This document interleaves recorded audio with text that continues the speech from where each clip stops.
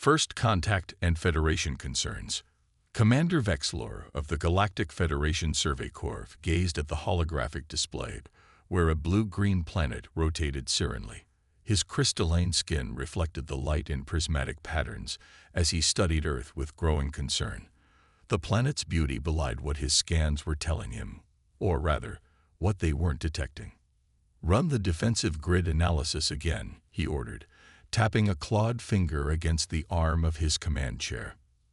Lieutenant Zai, his second-in-command, complied without question, though her facial tendrils twitched with slight irritation. "Sir, this is the fourth analysis. Results remain consistent. The humans have no orbital defense grid, no planetary shields, and only rudimentary satellite systems that could be classified as defensive in nature." Vexlor hissed softly, a sound of disbelief among his species. "Impossible. No spacefaring civilization survives without robust defensive systems. The void is filled with predators." "They're not technically spacefaring yet, Commander," Zai reminded him. "Pre-warp, though advanced in other areas." "Still," Vexlor narrowed his compound eyes, "even pre-warp species develop defensive capabilities first. It's evolutionary instinct." The science officer, Trell, approached with a data tablet. "Sir, we've compiled preliminary data on human history and technological development. It's concerning." "Concerning how?" "They appear to have prioritized offensive capabilities over defensive ones throughout their entire history. Even their earliest civilizations built armies before walls." Vexlor's crest rose in surprise. "Contact Federation Command. Earth may qualify for the Protection Initiative sooner than anticipated." Within days, the Federation's diplomatic vessel entered Earth orbit. The humans had responded to first contact with surprising calm, either a sign of remarkable adaptability or evidence they weren't as shocked as they should have been. Commander Vexlor led the delegation to a facility in a region called Geneva, where Earth's hastily assembled United Nations Contact Committee awaited. The meeting room overlooked a lake framed by mountains. 5 humans sat across the conference table, their expressions ranging from cautious optimism to poorly concealed suspicion. "On behalf of Earth, we welcome you," began Ambassador Elena Reyes, her dark eyes studying the aliens with careful diplomacy. "This is truly a historic moment for humanity." Vexlor inclined his head respectfully. "The Federation is pleased to establish contact with your world, Ambassador. However, our scans have revealed a concerning situation that I must address directly." "And what might that be, Commander?" asked General Wei Chen, the military representative, his posture stiffening almost imperceptibly. "Your planet has virtually no defensive systems. You are, to be blunt, completely vulnerable to external threats." The humans exchanged glances that Vexlor couldn't quite interpret. Dr. Sarah Okafor, the scientific advisor, smiled slightly. "We appreciate your concern, Commander, but perhaps you could clarify what you mean by defensive systems." Vexlor gestured to his technical officer, who activated a holographic display showing typical planetary defense configurations. Planetary shield generators, orbital weapon platforms designed to intercept incoming threats, early warning systems extending at least to the outer reaches of your solar system. Vexlor pointed to each element. "The basics that any civilization develops before venturing into deep space." "I see," said Elena, her voice carefully neutral. "And you find our lack of these concerning?" "More than concerning, Ambassador. It's practically suicidal. The galaxy contains numerous hostile species and natural threats. The Federation's Protection Initiative was created specifically for emerging civilizations like yours." The fifth human, who had remained silent until now, leaned forward. His weathered face and sharp eyes suggested a life of careful observation. "And what exactly would this protection initiative entail, Commander?" His accent was different from the others. Russian, Vexlor's translator supplied. "The Federation would provide and install basic defensive technologies. Energy shields for your major population centers, early warning systems, limited orbital defense platforms. Nothing that could be used offensively, Vexlor hastened to add. Just enough to ensure your species' survival until you develop your own systems. And in return, the Russian asked, standard trade agreements, cultural exchange. Eventually, once your species meets certain benchmarks, potential membership in the Federation. General Chen's expression hardened almost imperceptibly. And who would control these defensive systems? Federation personnel initially, while training your people. Eventually, complete control would transfer to Earth. Eventually, Elena repeated. And in the meantime, Federation weapons would orbit our planet, controlled by Federation personnel. They are defensive systems, not weapons, Lieutenant Zai corrected sharply. Dr. Okafor smiled politely. Anything that can stop an attack can potentially trap what it's supposed to protect. An uncomfortable silence fell across the room. Commander, Ambassador Reyes finally said, we appreciate the Federation's concern for our safety. This is a significant offer that requires careful consideration. We'll need time to consult with our governments. Vexlor nodded, hiding his surprise. No species had ever hesitated to accept Federation protection. Of course, we'll remain in orbit for 1 standard week. That should provide adequate time for your deliberations. Back aboard the ship, Vexlor called his senior staff to the command deck. Something isn't right, he began without preamble. Those humans weren't nearly as concerned about their vulnerability as they should be. Perhaps they don't understand the threats, Zai suggested. Or perhaps they have defenses we cannot detect, countered Trell. Commander, with your permission, I'd like to conduct more intensive scans, particularly of underground facilities and unusual energy signatures. Proceed, Vexlor ordered, and have intelligence compile everything we know about human history and military doctrine. I want to understand their thinking. 2 Earth days later, Trell's findings painted a disturbing picture. Sir, these humans are unusual, the science officer began, bringing up a historical timeline on the main screen. In just the last century, they'd fought 2 planet-wide wars among themselves. They developed atomic weapons and immediately used them against their own species. Typical pre-unification barbarism, Vexlor commented. Many species go through similar phases. Yes, but most species develop defensive technologies alongside offensive ones. Shields before plasma cannons, early warning systems before long-range missiles. Trell displayed comparison charts. Humans did the opposite. They've poured resources into weapons while largely neglecting defense. Their entire military doctrine seems built around the concept of mutually assured destruction, the idea that no one will attack if everyone knows they'll be destroyed in return. Vexlor's crest flattened against his skull. Primitive and disturbing. There's more, sir. We've detected unusual energy signatures from several facilities around the planet. They're well shielded, but our enhanced scans picked up readings consistent with experimental quantum physics, gravitonics, and possibly early prototype faster-than-light technology. That's impossible, Zai interjected. They're at least a century away from that level of science based on their public research. These facilities don't appear in any of their public records. Trull continued. They're buried deep, some under mountains, others beneath oceanic plates. Vexlor began pacing the command deck. You're suggesting these humans are more advanced than they appear, that they're deliberately concealing their capabilities. I don't know, sir, but their historical pattern is troubling. They don't build walls. They build weapons. They don't establish defensive perimeters. They create deterrence. And they've been pointing increasingly sophisticated versions of these weapons at each other for centuries. The commander stopped pacing. Send a priority message to Federation Command. Request permission to extend our mission and conduct a full strategic assessment. I want to know what these humans are really capable of before we offer them anything. The response came swiftly. Proceed with caution. Gather more intelligence, but maintain diplomatic contact. 3 Earth days later, Commander Vexlor found himself back in Geneva, facing the same 5 humans who somehow seemed less welcoming than before. "We've considered your offer," Ambassador Reyes began, her tone carefully neutral. "While we appreciate the Federation's concern for our safety, we have questions about the exact nature of these defensive systems you're proposing." "Of course," Vexlor replied, gesturing to his technical specialist.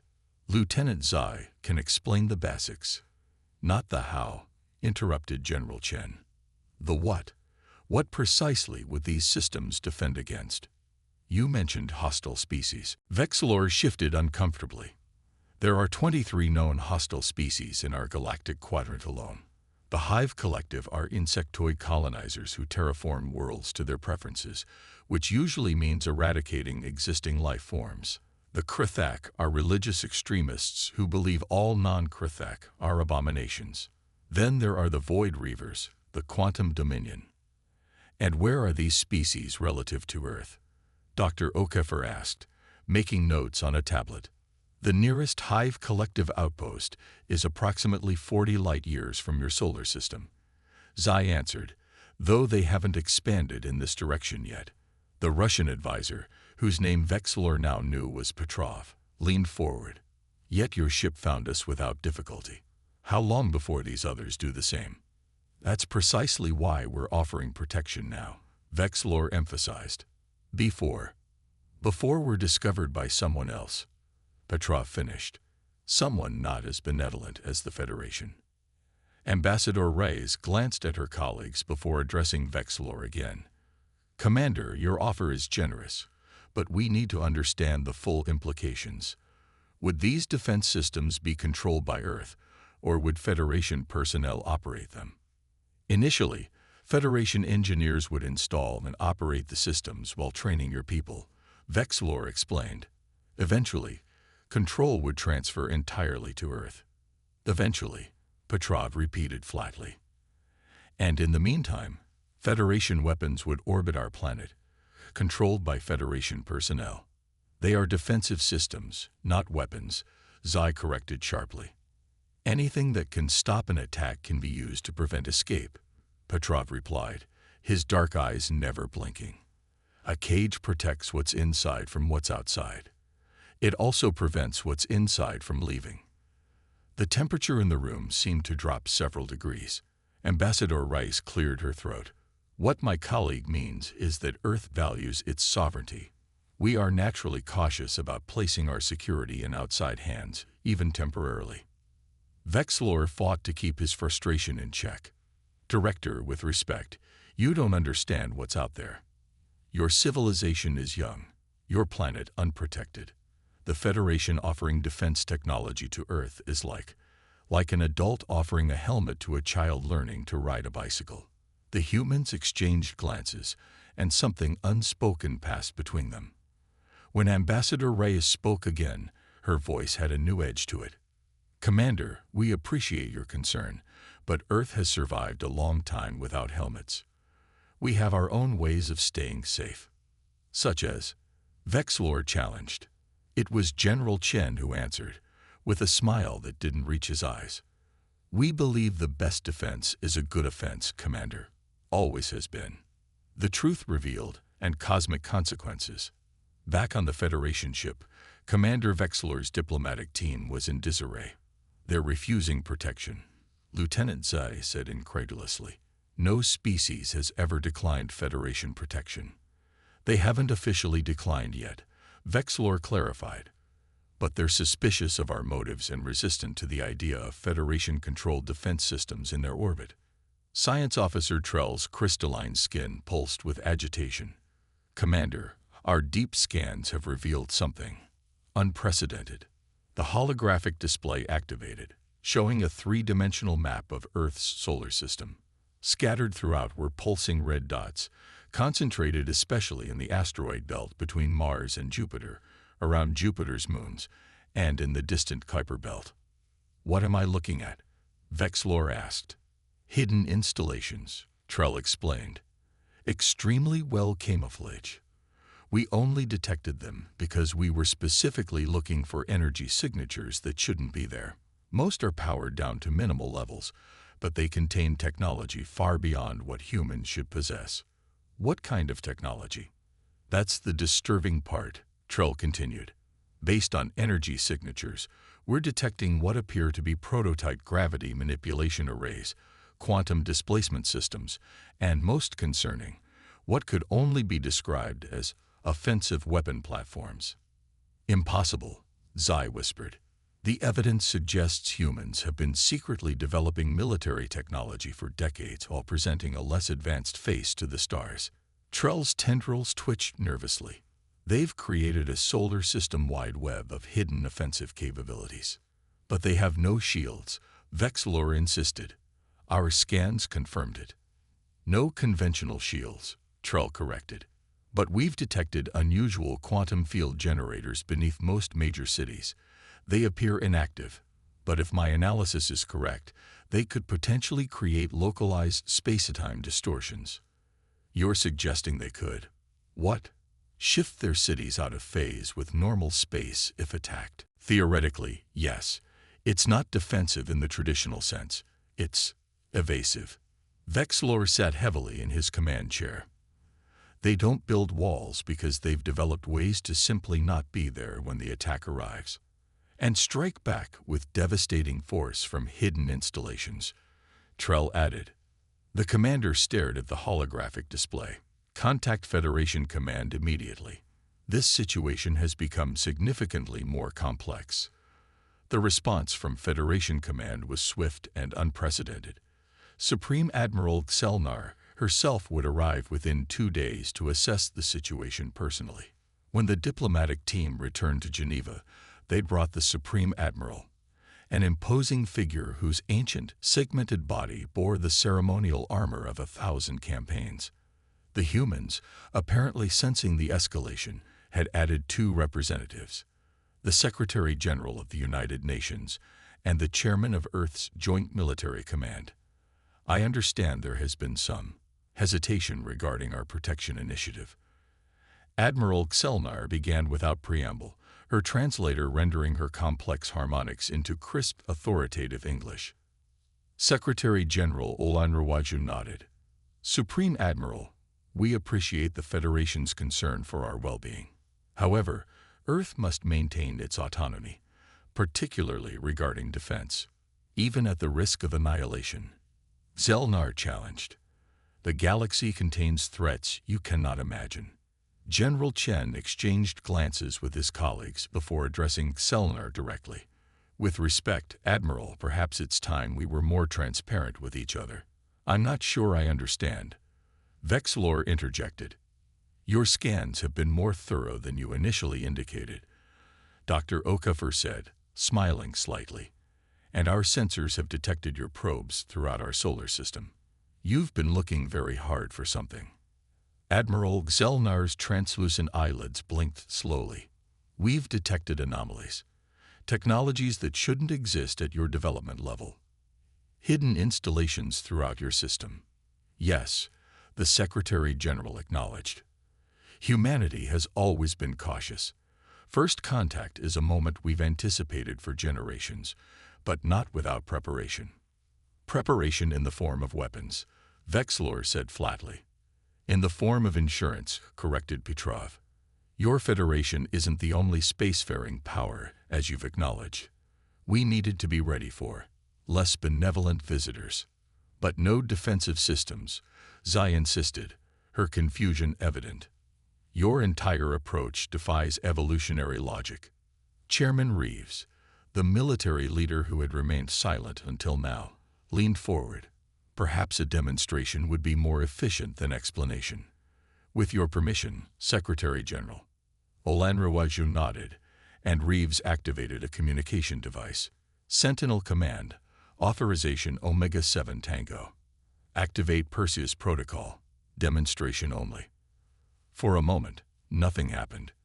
Then Trell's scanner began emitting urgent alerts. Commander, massive energy spikes throughout the system. The hidden installations are powering up. On the view screen relayed from their ship, hundreds of platforms that had been virtually invisible moments before began to glow with energy. From Jupiter's moons, from the asteroid belt, from hidden bases on Mars and even Earth's moon, weapon systems aligned with perfect coordination. What we're showing you is approximately 10% of Earth's deterrent capability, Chairman Reeves explained calmly. What you're not seeing are our phase shift city protectors, our quantum displacement network, or our deep space monitoring systems that extend well beyond the boundaries of our solar system. This is unprecedented, Admiral Xelnar whispered. Humanity learned early in its development that walls could be breached, that shields could fail, Ambassador Reyes explained. So we developed a different philosophy. Strike first, Vexlor realized. Your entire strategy is based on offensive capability so overwhelming that defense becomes secondary. We prefer to call it active deterrence, General Chen replied. The best defense is a threat so credible that attack becomes unthinkable. But how? Trell demanded. This technology is beyond your development stage. Dr. Okafor smiled. We've had help, in a manner of speaking. 70 years ago, a damaged spacecraft crashed in a region called New Mexico. The pilot didn't survive, but the technology did. Reverse engineering began immediately, under absolute secrecy. You've hidden all this from your own people? Zai asked incredulously. Most of it, Petrov acknowledged. The public knows pieces, enough to accept strange lights in the sky, unusual research facilities, and significant defense spending. The full extent remains classified. Admiral Xelnar's ancient eyes studied each human in turn. You realize this changes everything. The Federation Council will need to reassess Earth's status entirely. We assumed as much, the Secretary General replied. But we felt honesty was necessary before discussions proceeded further. Why now? Vexlor asked. Why reveal your capabilities at all? Ambassador Reyes smiled diplomatically. Because we genuinely desire peaceful relations, Commander. Your Federation appears to be a stabilizing force in the galaxy, and humanity would prefer allies to adversaries. But we will not surrender our autonomy or security, even for protection. Back aboard the Federation flagship, Admiral Xelnar convened an emergency session with her command staff. In 3,000 cycles of Federation history, we have never encountered a species like humans, she began. They've bypassed the standard evolutionary development pattern entirely. They're dangerous, Lieutenant Zai insisted. A pre-warp civilization with post-warp offensive capabilities. They could destabilize the entire sector. Or they could be valuable allies, Vexlor countered, surprising himself with his own words. Think about it. A species whose entire philosophy is based on striking first against threats. If the Hive Collective or the Krithak discover them, the humans would attack without hesitation. Trell finished the thought, potentially saving countless Federation lives. Admiral Xelnar's ancient frame shifted as she considered the implications. We need to approach this delicately. The Federation Council will be divided. Some will advocate for containment, others for accelerated integration. And your recommendation, Admiral? Vexlor asked. A third path, she replied after a moment. A special relationship status. Not protection initiative candidates, not full members, but strategic partners with careful technology exchange. 3 days later, the final diplomatic session convened in Geneva. The atmosphere was tense, but no longer hostile. The Federation Council has reviewed our findings, Admiral Xelnar announced. Earth's unique approach to security presents both challenges and opportunities for our relationship. And your conclusion? The Secretary General asked.